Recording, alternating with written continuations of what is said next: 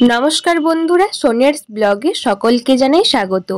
ইঁদুর এমন একটি জিনিস আমাদের বাড়িতে না থাকলেও বাইরে থেকে একবার যদি বাড়িতে ঢুকে পড়ে, একটা ইঁদুর থেকে কিন্তু প্রচুর ইঁদুরের সৃষ্টি হয়ে যায়। তখন কিন্তু মহা আনন্দে ঘর বাড়ি পুরো তছনছ করে দেয়। ঠাকুর করে প্রদীপে যে সলতে দিই সেটাও তুলে কখনো ফেলে দেয়, বা ঘটের ডাব কলা সমস্ত কিছু খেয়ে ফেলে। তখন কিন্তু বিরক্ত লেগে যায়, সুন্দর সুন্দর বই খাতা জামা কাপড় সমস্ত কিছু কেটে টুকরো টুকরো করে দেয়।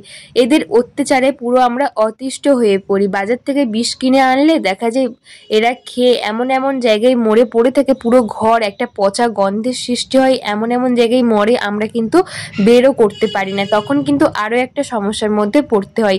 কাজবাজ নষ্ট করে কিন্তু মরা ইঁদুরটাকে আমাদের খুঁজতে লাগে ঘর বাড়িতে কোথায় মরে পড়ে আছে। তাই এত বিরক্ত না হয়ে, এত ঝামেলা না করে আমরা ঘরোয়া একটি রেমেডি দিয়ে ইঁদুরকে খুব সহজেই বাড়ি থেকে তাড়িয়ে ফেলতে পারবো। আগেকার দিনে বহু মানুষ করতো, কারণ আগেকার দিনে এত কেমিক্যাল এত লিকুইড বিষ কিছুই পাওয়া যেত না। এই ঘরোয়া কিছু দিয়েই কিন্তু ইঁদুরকে তাড়ানো হতো। চলো দেখে নি কিভাবে ঘরোয়া রেমেডি দিয়ে ইঁদুরকে বাড়ি থেকে সহজেই তাড়িয়ে ফেলি। তার জন্য এখানে নিয়েছি একটা প্লাস্টিকের পাত্র। এমনই পাত্র নিতে হবে যেটা আমাদের খাওয়ার কাজে কোনো ব্যবহার করা হয় না।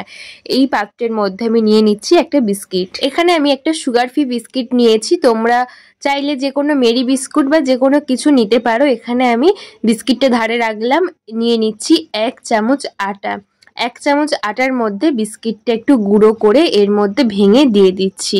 যে কোনো বিস্কিট এখানে ব্যবহার করতে পারো। দেখবে এখনকার দিনে ইঁদুররা কিন্তু তেমনভাবে ধরা দেয় না বা তেমন কিছু এসে খায় না। তাই কিন্তু একটু টেস্টি কিছু ওরা যেগুলি পছন্দ করে সেই রকম কিছু জিনিস দিলে খুব সহজেই কিন্তু এসে খেয়ে সহজে বাড়ি থেকে চলে যাবে। এখানে আমি দিয়ে দিচ্ছি বিস্কিটের উপরে কিছুটা পরিমাণ জামাকাপড় কাচার সার্ফ আর বেকিং সোডা আর জামাকাপড় কাচার সার্ফ দিয়ে দিচ্ছি। প্রায় 1/2 চামচ মতো বেকিং সোডা দিলাম। এর মধ্যে দিয়ে দেবো একটা ন্যাপথলিন। হ্যাঁ বন্ধুরা, আমরা প্রত্যেকেই জানি ন্যাপথলিন পোকামাকড় দূর করতে সাহায্য করে, ইঁদুর তাড়াতেও ভীষণ পরিমাণে সাহায্য করে। এখানে ন্যাপথলিনটা আমি কিন্তু একটু গুঁড়ো করে নেব। আর ন্যাপথলিন বিষ, সেই জন্য কিন্তু সব কিছুর মধ্যে গুঁড়ো করা যায় না। তাই ন্যাপথলিনটা একটা কাগজের মধ্যে রেখে শক্ত কিছু দিয়ে ভেঙে গুঁড়ো করে এর মধ্যে দিয়ে দিচ্ছি। দিয়ে এটাকে ভালো করে একটু মেখে একটা সুন্দর মতো ডো বানিয়ে নেব। সমস্ত উপকরণ ভালো করে আমি মিশিয়ে নিচ্ছি একটা চামচের সাহায্যে। আমি এখানে খাওয়ার কোনো কিছুই ব্যবহার করছি না। প্লাস্টিকের চামচ, প্লাস্টিকের একটা পুরনো বাটি নিয়ে ব্যবহার করছি। এর মধ্যে কিছুটা পরিমাণ কোলগেট পেস্ট আমি দিয়ে দিচ্ছি। সমস্তটাই স্টেপ বাই স্টেপ তোমরা করে দেখো, এতটাই উপকারী হবে যে তোমরা পরে আমাকে কমেন্ট করে বলতে বাধ্য হবে।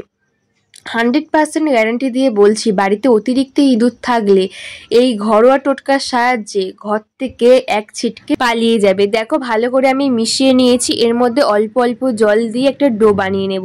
একেবারে বেশি জল দেবে না, তাহলে এটা কাদা কাদা মতো হয়ে যাবে। তাই খুব শক্ত না আবার খুব নরম না, সেই বুঝে কিন্তু জলটা দিয়ে ভালো করে একটা আমি ডো বানিয়ে নিচ্ছি।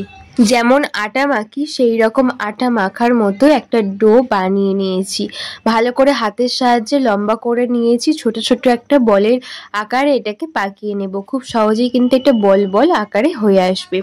এইভাবেই কিন্তু সমস্ত যে কটা হয় সে কটাই আমি বানিয়ে নিচ্ছি। এটা এতটাই পাওয়ারফুল, এটা যখনই ব্যবহার করবে ঘরের কোথাও জল রাখবে না। তোমরা জানো নিশ্চয়ই যে কোথায় রাখলে ইঁদুর খেতে আসবে বা কোন রাস্তা দিয়ে ইঁদুরে যাওয়া আসা বেশি হয়, সেই সমস্ত জায়গায় কিন্তু এই বল একটা করে রেখে দিতে হবে। আজকের আমার ছোট্ট রিকোয়েস্ট, আজকের আমার ভিডিও তোমরা কে কোন জায়গা থেকে দেখছো বন্ধুরা একটা কমেন্ট করে বলো। আমি বুঝতে পারবো যে আমার ভিডিও কতদূর যাচ্ছে, কে কে দেখছো। দেখো সম্পূর্ণ বলটা আমার বানানো হয়ে গেছে। ইঁদুর যাতে খুব তাড়াতাড়ি এসে এটা খেতে পারে সেই জন্য এর মধ্যে দিয়ে দিচ্ছি কয়েকটা চিনি, যাতে ইঁদুরের খুব পছন্দ হয়, ইঁদুর এসে খেয়ে খুব সহজে বাড়ি থেকে পালিয়ে যায়। তোমরা চিনির বদলে চিজ দিয়ে দিতে পারো। এইভাবেই কিন্তু কোনো এমন কিছু দিতে হবে ইঁদুর যাতে খুব তাড়াতাড়ি এসে খেতে শুরু করে। এটা আমরা কোথায় ব্যবহার করব?